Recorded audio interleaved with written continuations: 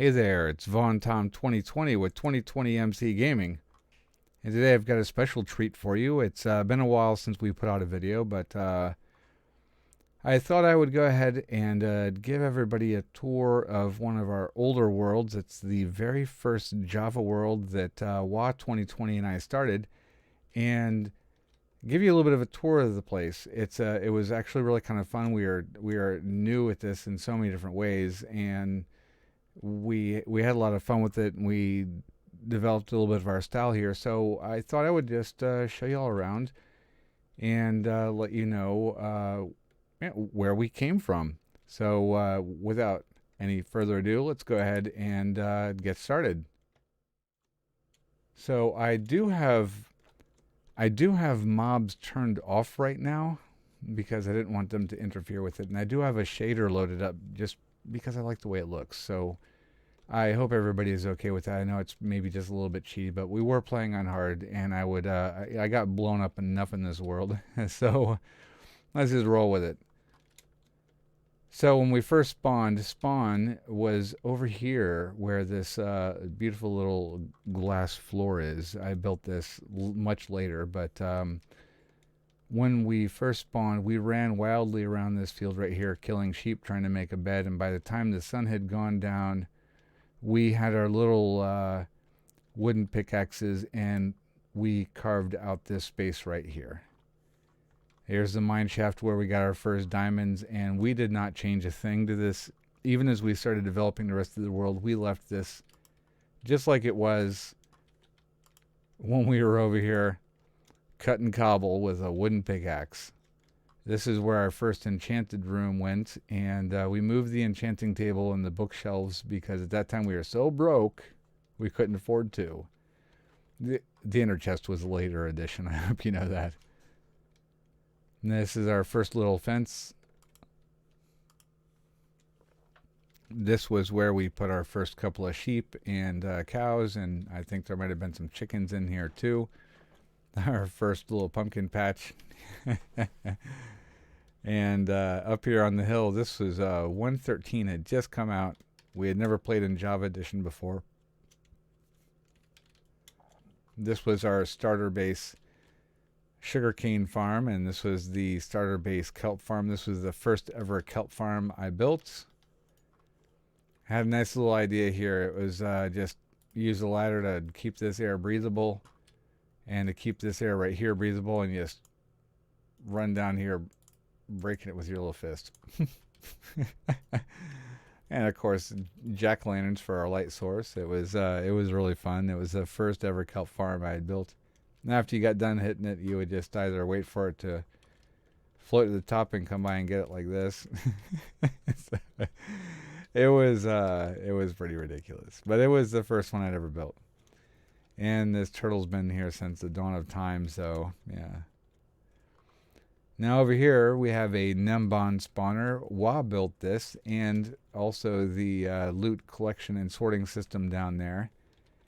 And of course, since 1.13 had just come out, we had to use the new dynamics to build a water vader right there with glass panes around it that went all the way up to the AFK spot. If you haven't built one of these before, highly recommend it. We had an idea when we first got this world. We were going to make beautiful builds everywhere, and all of the farms were going to get skinned up. But now, total props to Gnembon. This is one of the best mob spawners we've ever used. But it's hard to skin that thing. It's hard to hide it, isn't it? But it's a great performer. We love it. So over here we have what we affectionately referred to as Spawn Castle. Now in my mind, every time I visit this world, I feel really bad because it's like the world that didn't get completed. We had so many ideas, and it was just the two of us working. We were in here for months building a lot of this stuff, and we built this with the idea that maybe if we invited other people to come onto the server, that we'd like a nice place for them to stand to spawn in, and we were going to put a bunch of different chests in there so people could loot up. And of course, this is building materials. And so I was going to build this up into a little bit of a botanical garden. And then at about this time, we ended up playing on a couple of other people's servers, and we kind of ended up getting really into it, and we didn't make it back for a long time. But this is where we started, and we built this later on. And this was going to be a book of coords where people could come. If they came to visit us, they could pop this book off right here and get directions, basic directions to where some of the builds in this world were. Okay, so that said, I am going to show you the path that we took. Whoops, if I can fly. The path that we took before this was built, when that was our only base. We ran across this field over here.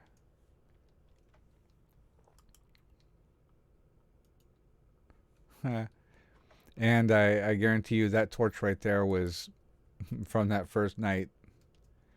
We came along this little beach right here, and we found a village.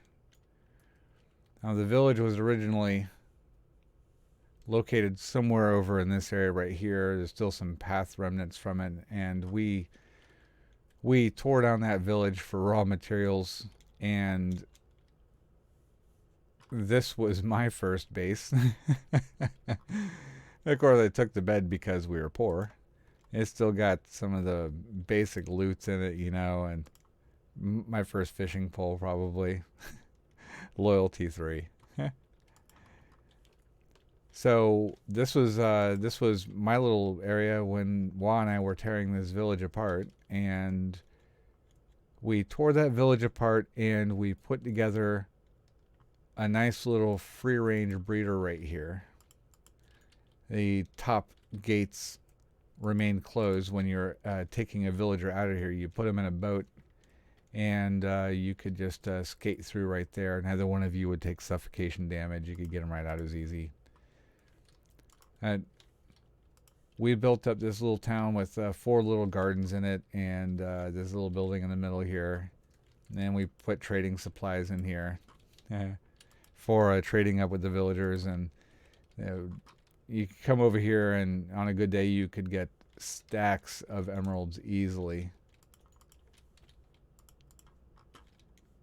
Now, Wa built this walkway going around,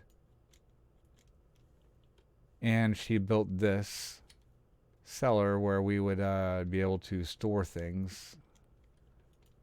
And beds over here, and basic loots in here, you know, basic supplies. And then Wa built this path going through here that would go down to what we always referred to as farm base. And this was Wa's first base. And over here we have a little bit of our trading hall. And this right here is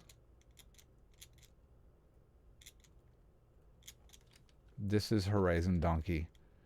Horizon Donkey was always to be seen on this hill, so. Now this is the first trading hall we built. It was for our librarians, and we've seen a lot of very, very interesting trading halls, but we sorted these guys out so that we had the best at the best prices. We put a lot of effort into it. A couple of mending guys over here with great prices, and like I said earlier, we wanted these builds to look really pretty, so we wanted to skin them up with something nice. And then we have over there we have armorers, toolsmiths, you know, and over here we have farmers and shepherds. Yeah. So this is Wa's farm base. There's one of her many beacons. She's got another one over here. This was Wa's very first base in Java Edition. And before we go inside and take a little peek at what we have in the interior, I'm going to fly over the farms so you can see the first starter farms. We have the melons and the pumpkins, the basic crops right here, and a little bridge going across from the other basic plots. We got the wheat. What we got here? Potatoes.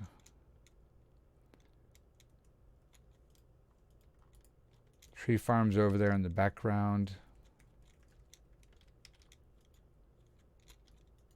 And a nice little patio over here.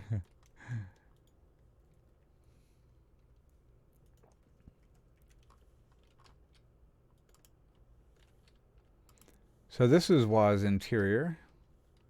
Hallmark of her builds, always got cake. Of course, I'm going to eat the last of it. And upstairs, we had her little bedroom with basic brewing supplies. And downstairs was her base central with a little bedroom right here. And notice the mushrooms. This was a little bit of a trick. Anytime I had a mushroom in my inventory, I would plant it somewhere just to be silly. Now what we have right here is this is a Gnembon sorter, multi-item sorter, and this is the back end of the beast. Absolutely wonderful build. We'll just put that right there. With her aquariums and her puppies and her little puppies place. Little dog bed there. Great build. I always loved that part. And downstairs, here we are. This is Ilmango's 8 furnace array. Very, very fast. I love that one. And further down in here, here's the rest of that of the furnace array. Further down in here, we have Gnembon's sugarcane farm, smaller version underground. And down here, we have the rail system for it.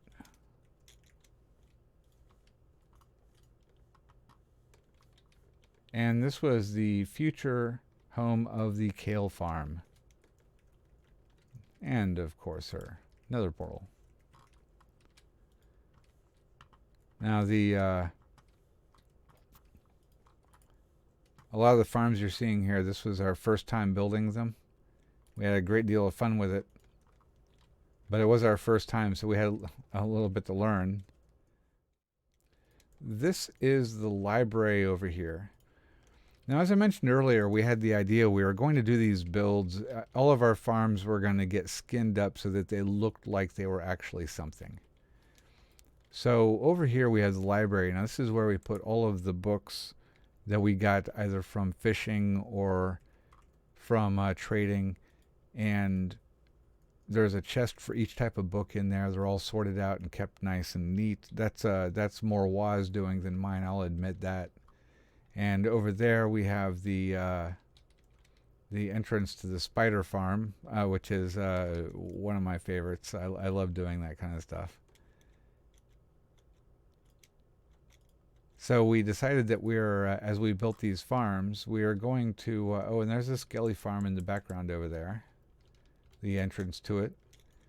We decided as we built these, we are going to try to keep connector roads between them. We wanted this server to really be about the builds, and so we wanted to have lovely little buildings, each representing the different farms that we had built, and have a little bit of a narrative or a story behind it.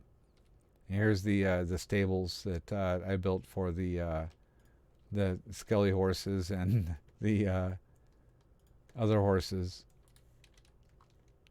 I was going to start trying to breed them a little bit. And here's the wheat farms. I built a little farmhouse in the middle there. They were a lot of fun. All manual, of course.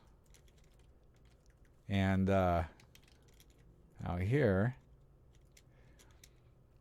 we had big plans for this area right here to add more buildings to it. But as time went on, and we started working in other areas in this world, It was something we had to keep coming back to.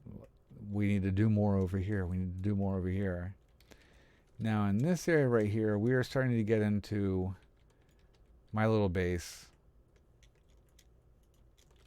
Get you a quick view of it, and then we're going to move on to the end of this video, and then you'll get to see the rest of it in episode 2. I'm going to go ahead and say bye to everybody now. I'd like to thank you all for stopping by. If you haven't already, please like and subscribe, and be sure to stay tuned for the next episode where I'll show you the rest of the server and give you an opportunity to see our building style develop as time went on. So with that said, thank you very much, and have a great day.